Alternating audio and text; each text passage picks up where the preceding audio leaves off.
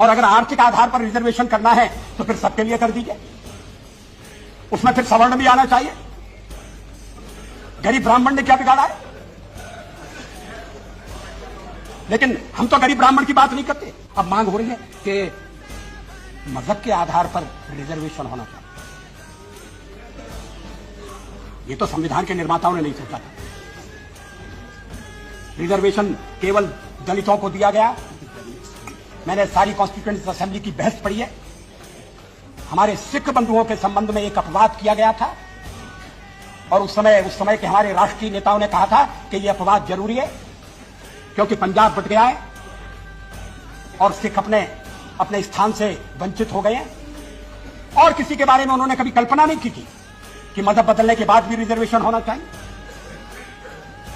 और अगर आर्थिक आधार पर रिजर्वेशन करना है तो फिर सबके लिए कर दीजिए, उसमें फिर सवर्ण भी आना चाहिए।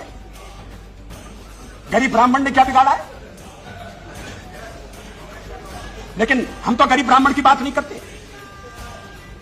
गार्ड के सामने एक बात और कही है कि जहां सेक्युलरिज्म पर चर्चा होना चाहिए, कास्टिज्म पर भी चर्चा होना चाहिए।